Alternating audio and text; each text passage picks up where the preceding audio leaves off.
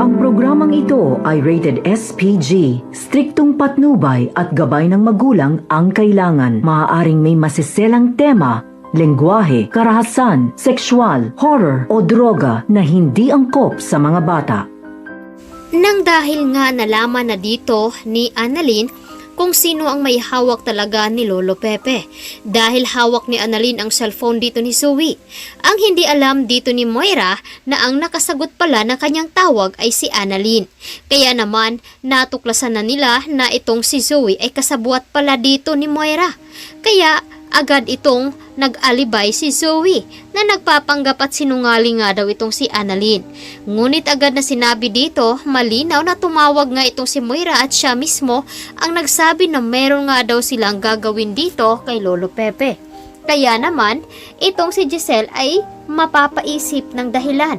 Agad naman kukontakin dito ni Giselle si Quinito upang pauwiin muli at paimbestigahan ang nangyari dito kay Lolo Pepe. At dito na nga nila matutuklasan na nagpa-DNA nga itong si Lolo Pepe at ang apo nitong si Zoe. At nalaman na rin dito ni Quinito kung ano ang resulta bago pa man siya umalis papuntang US. At ngayon ay matutukoy na nga nila ni Giselle kung bakit tinatago ni Moira itong si Lolo Pepe. Samantalang sinubukan nga dito ni Lolo Pepe na magpanggap at magmamakaawa dito kay Moira. Agad niyang sinabi na hindi daw ito magsasalita dahil iniisip nga dito ni Lolo Pepe na masasaktan si Obeng kapag malaman dito na hindi niya anak itong si Zoe. Kaya naman itong si Moira nagpaawa effect, ang akala nito ay madadala siya sa pakikiusap dito ni Lolo Pepe. Ngunit agad itong naglabas ng blade at agad itong hinawakan. Gumanti lamang daw itong si Moira dahil doon noon sa ginawa dito ni Lolo Pepe sa kanya. Ngunit agad na naasar itong si Moira dahil sinabihan siya dito ni Lolo Pepe na duwag. Samantalang ito namang si Balaja ay sinisearch naman niya ang pagkatao dito ni Lolo Pepe at nalaman nga niya na mayaman talaga ang matanda. Kaya agad na sinabi dito na mapakinabangan nga daw nila itong si Lolo Pepe at sinabihan niya itong si Moira na tawagan itong si Zoe upang mapag-usapan nila kung ano ang dapat nilang gawin. At doon na nga na narinig dito ni Annalyn mismo kay Moira na sila ang may hawak dito kay Lolo Pepe.